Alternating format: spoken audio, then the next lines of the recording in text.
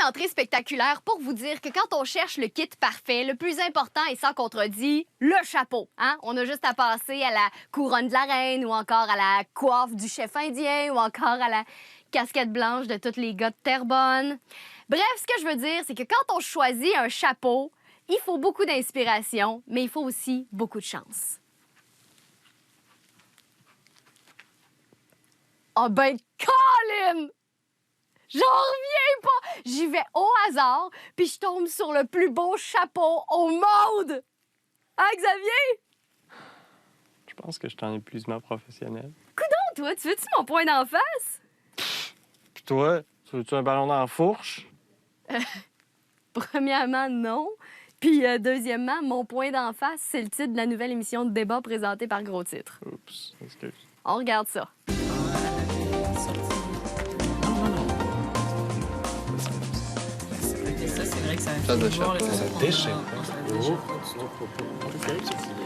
Bonjour à tous et bienvenue à Mon Point d'en face. Aujourd'hui, une émission chargée puisqu'on a une brochette d'invités tout à fait succulente.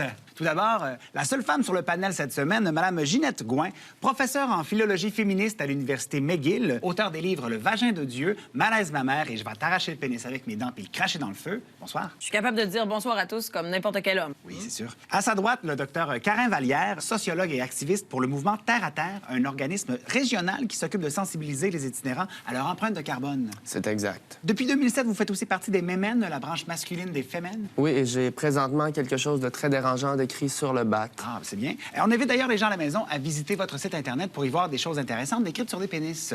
En face de lui, Alain Martin Dulac, ex-candidat indépendant dans le comté de Tachereau, professeur de deuxième cycle en philanthropie et auteur de La révulvation tranquille. On est toujours à 2 doigts de changer le monde. Ben, ça sent bon. L'année dernière, vous avez fondé Radio O, une station de radio Internet censée répondre aux attaques de Radio X. Oui, tout à fait. On se livre comme ça un grand débat de tic-tac-toe d'opinion radiophonique. C'est intéressant. À date égale. Et le dernier, et possiblement le moindre, Patrice Beauchesne, chroniqueur à MaTV.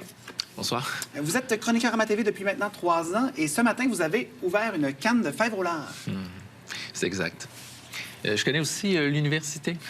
Eh bien, merci. Alors, comme à l'habitude, on va commencer tout ça par un petit tour de table rapide pour voir ce qui vous a marqué dans l'actualité cette semaine. Ginette? J'ai noté un article fort intéressant dans le Figaro. C'est une étude scientifique qui présente une humanité alternative où l'homme n'existerait pas et il n'y aurait que des femmes sur Terre. Ah, et c'est intéressant. Quelles en sont les conclusions? Eh bien, comme la reproduction est impossible, l'humanité s'éteint après 40 ans, mais ce sont 40 belles années où l'équité sexuelle existe enfin. De votre côté, Carin? Oui, moi, j'aimerais attirer votre attention sur cet article de Patrice Chantal dans la revue sociologique L'essence humaine. On y parle d'un tout nouveau concept. Après l'homme métrosexuel, l'homme mastrosexuel. C'est un portrait dérangeant sur cette nouvelle tendance, tout à fait unique en son genre, puisqu'il n'y aurait présentement aucun cas existant. Comme c'est avant-gardiste.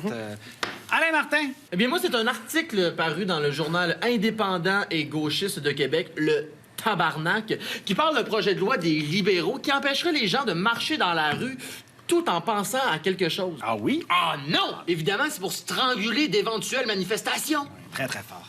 Patrice Beauchesne, de votre côté? Oui. Eh bien, moi, je lisais plutôt cette semaine sur Kijiji une annonce qui parle d'une tondeuse à vendre pour pas cher. Alors, ça représente assez bien ce qu'on peut avoir pour 60 $ ces temps-ci. Eh bien, ça résume quand même assez bien la semaine. On peut maintenant rentrer dans le cœur du sujet qui nous préoccupe aujourd'hui. Y a-t-il assez de débats à la télévision? On en entend parler sur toutes les chaînes. Le débat est au cœur des conversations animées qui peuplent les ondes, que ce soit dans les journaux, à la radio ou comme présentement à la télévision. Les gens vont faire valoir leur opinion en lançant des rhétoriques 1000 fois Je suis utilisées. pas tout à fait d'accord là-dessus, Michette. J'ai participé à plusieurs débats télévisuels. J'en participe à un présentement. Et je peux vous dire que la plupart du temps, tout ce que les gens font, c'est s'épivarder sur des sujets pas si importants et reformuler ce qui a été dit par les intervenants, mais en d'autres termes. Mais finalement, c'est ça, dans le fond. La majorité de l'émission va servir, somme toute et quoi qu'il en soit, à répéter ce que les intervenants vont avoir dit avant nous. Ça et reformuler ce qui a été dit avant. Donc, on répète. Si vous me permettez de m'imposer, Oui. je pense que les émissions de débat, c'est avant tout pour mettre en valeur les gens qui y participe. C'est une façon totalement détournée de mettre leur agenda personnel sur la table pour s'auto-mettre en valeur. D'ailleurs, parenthèse, j'en parle dans mon prochain livre, Passer du coq aux néolibéraux. Non. Ça, c'est inacceptable. Je n'avais pas fini! Je n'avais pas fini. Madame Gouin, s'il vous plaît, retenez votre idée. On n'avait pas terminé. Madame Gouin, juste gardez votre idée. On va, s'il vous plaît, on va faire attention, s'il vous plaît. Là, on va essayer de fonctionner comme une société normale. C'est une émission de débat. S'il vous plaît, on va garder ça en société normale. Les gens vont être capables de parler. S'il vous plaît, on va pas... S'il vous plaît, chut, s'il vous plaît. Fait ce qu'il veut. On est dans une société Alain Martin, libre. s'il vous plaît, on va y aller. J'ai terminé. C'est bon. Ginette Gouin, vous aviez quelque chose à dire? Le gros problème avec les émissions de débat, là, c'est que souvent, il y a des gens qui se contredisent au sein d'une même phrase. Et puis ça, mais c'est tout à fait acceptable. Ah, c'est bien. Et Patrice Beauchesne, une opinion là-dessus? Oui. Ben, les débats, c'est souvent des gens qui discutent ensemble d'un sujet. Oui. Et lorsqu'ils sont ensemble, vont avoir des opinions différentes, sans nécessairement savoir de quoi il s'agit. Oui. Oui. Oui.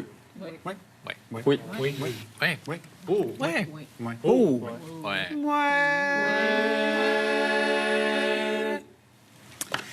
Docteur Caravalière, trouvez-vous qu'on a trop tendance à se fier à l'opinion des experts? Et là, je parle aux sociologues et non aux pompiers volontaires. Vous faites bien de le mentionner, mais je dirais que non, uniquement parce que j'ai mal entendu la question. Ginette, votre opinion là-dessus? Eh bien, moi, j'aimerais m'étendre sur le sujet, mais je vais plutôt citer Simone de Beauvoir, qui a un jour dit « C'est ça du prosciutto. Je pensais que c'était plus dur. » Eh bien, c'est ce qui termine l'émission pour aujourd'hui. On aimerait en dire plus, mais on n'a plus de temps pour l'émission. Et c'est le moment de notre concours de dessin.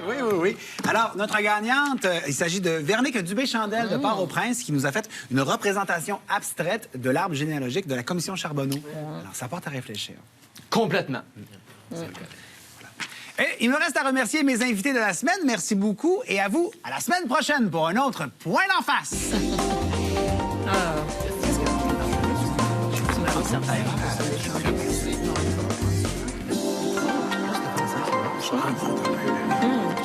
Oui, c'est quelque chose, mais... Wow.